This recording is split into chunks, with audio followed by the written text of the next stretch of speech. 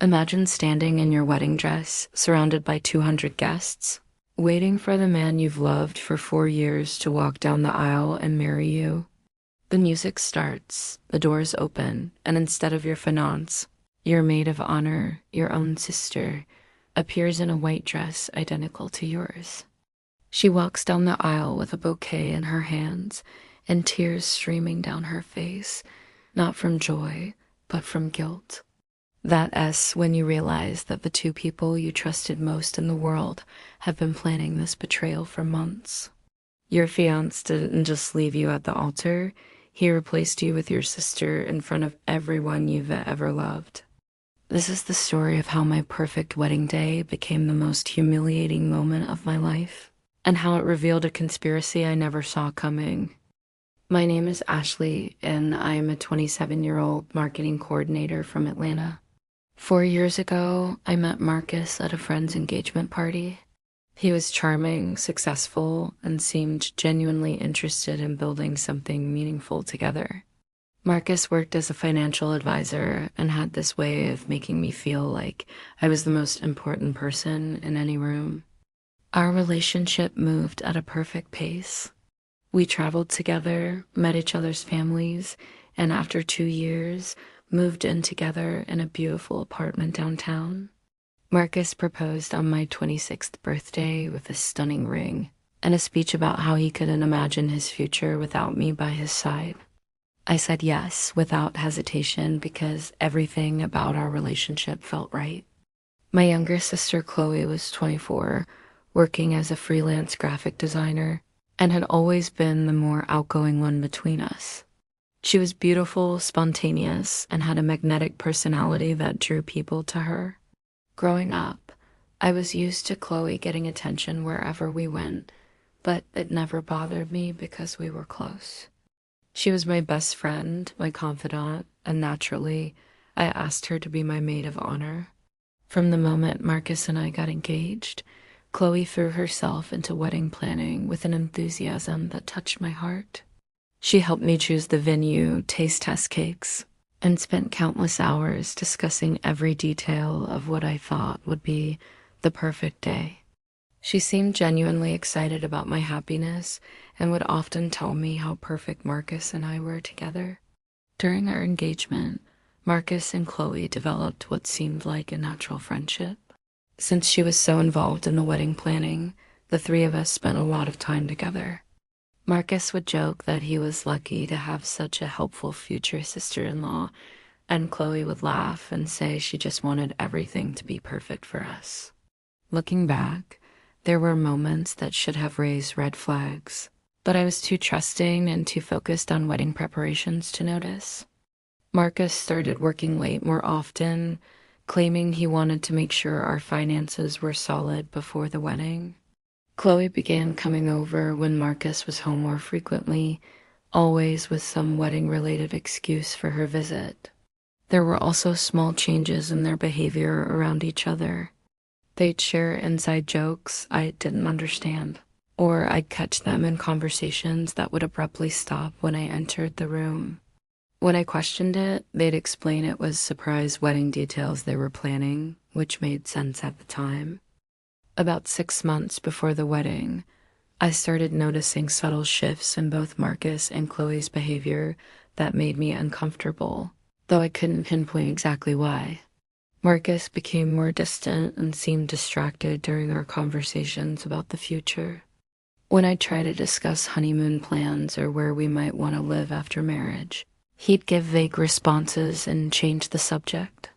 Chloe, meanwhile, became almost obsessive about wedding details that seemed strange for a maid of honor to care so much about.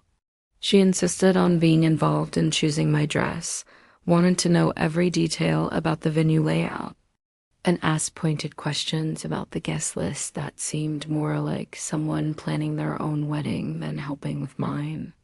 3 months before the wedding, I discovered that Marcus and Chloe had been texting each other frequently.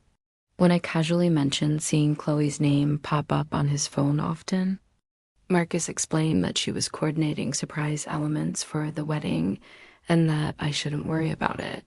The explanation satisfied me at the time, but I noticed he started being more secretive with his phone afterward.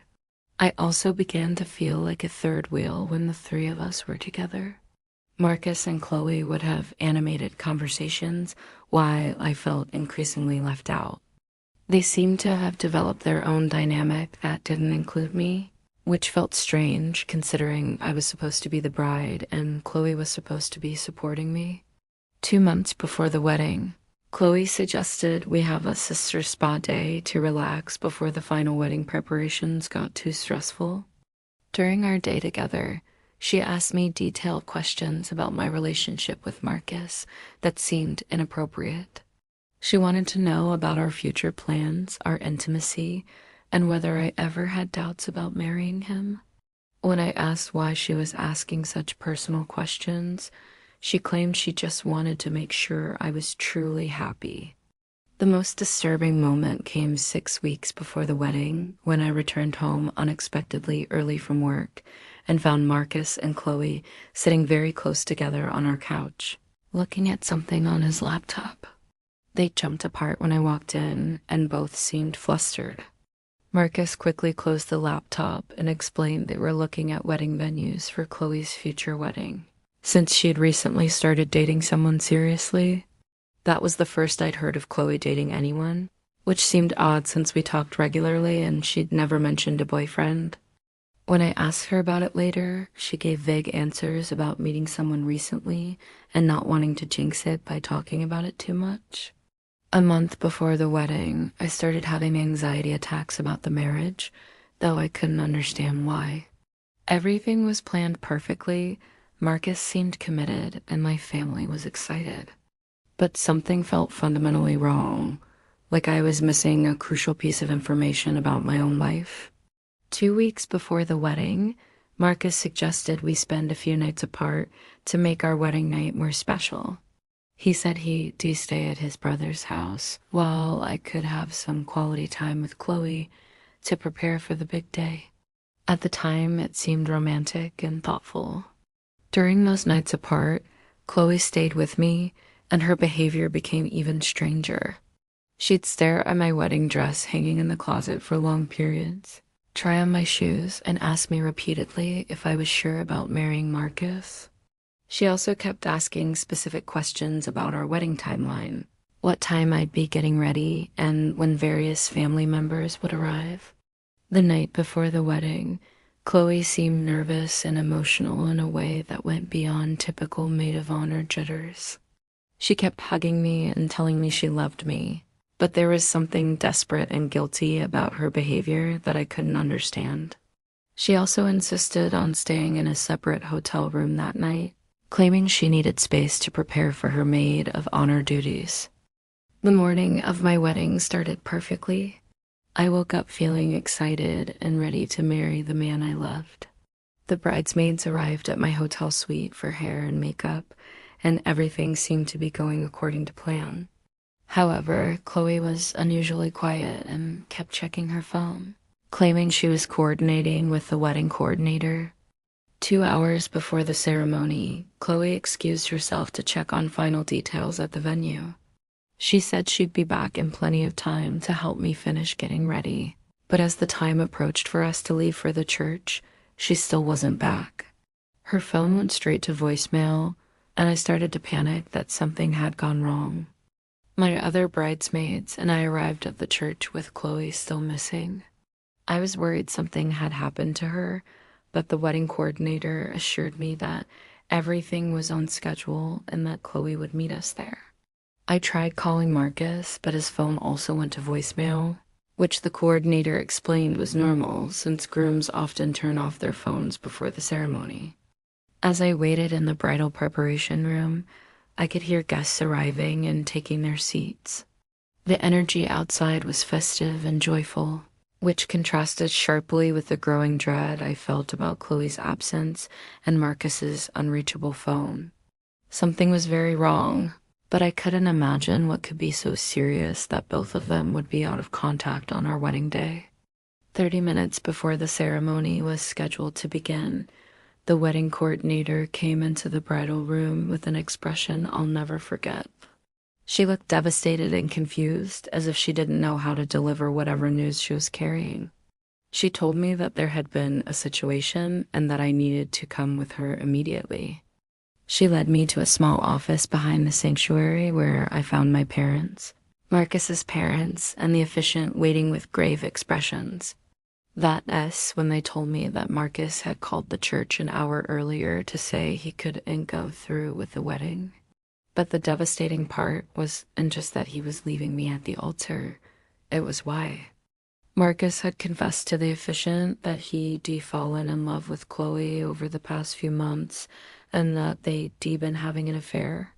He said he couldn't marry me when he was in love with my sister and that Chloe felt the same way about him. The officiant had been trying to reach me, but Chloe had intercepted his calls, claiming she would handle telling me the news.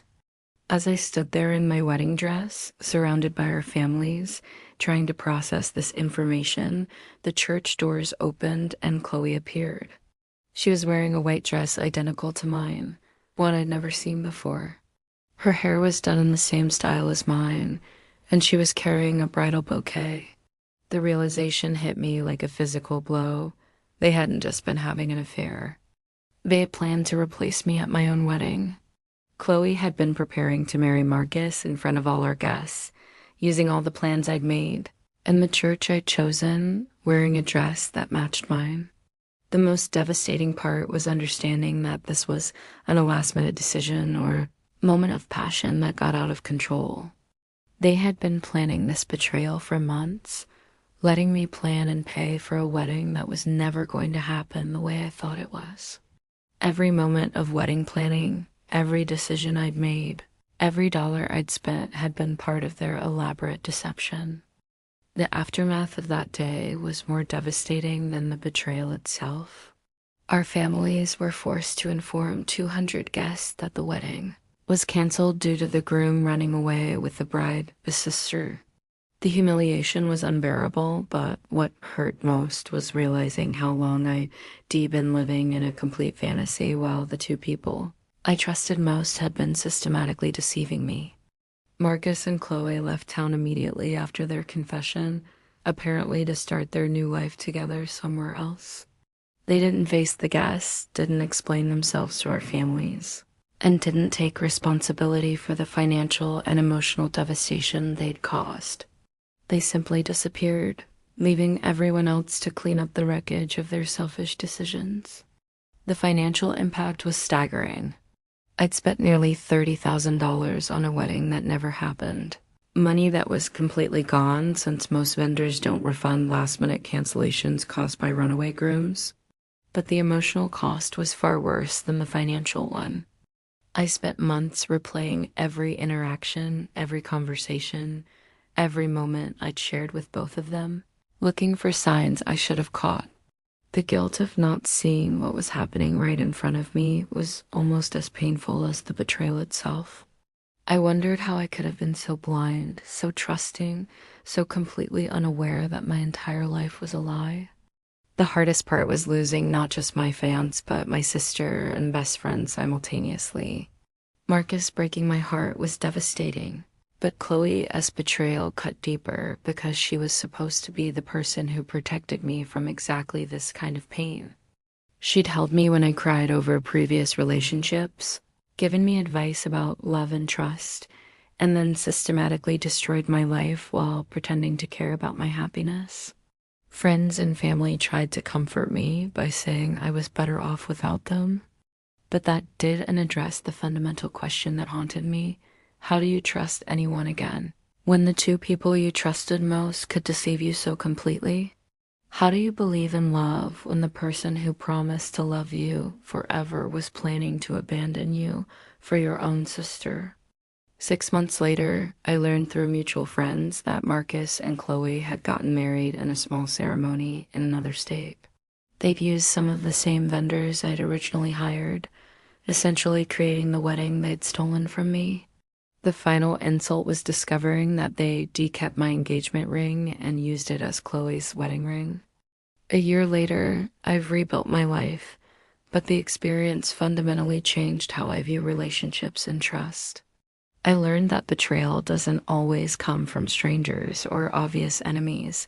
Sometimes it comes from the people who are supposed to love and protect you most. I learned that some people are capable of looking you in the eye every day while systematically destroying your life behind your back. But I also learned that I'm stronger than I ever knew I could be. Standing in that church office in my wedding dress, learning that my entire life had been a lie. I had a choice: let this destroy me or use it to build something better. I chose to rebuild. The experience taught me that love isn't just about finding someone who makes you happy in the moment. It is about finding someone with the character to choose you, even when that choice is difficult. It is about finding someone who protects your heart rather than someone who is secretly planning to break it. Today, I am grateful for that devastating day because it revealed the truth about two people who would have continued hurting me if I demarried into their deception. Sometimes the worst thing that happens to you is actually the best thing that could have happened because it saves you from a lifetime of living a lie. The question I'm left with isn't why they did what they did. It's why I ignored my instincts for so long. How many of us are living in relationships where something feels fundamentally wrong, but we're too afraid or too hopeful to acknowledge what our hearts already know? If you're in a situation where something feels off, where the people closest to you seem to be sharing secrets you're not part of, trust that feeling. Sometimes the people who claim to love you most are actually the ones planning to hurt you most. And sometimes the most devastating betrayal is actually the moment your real life finally begins.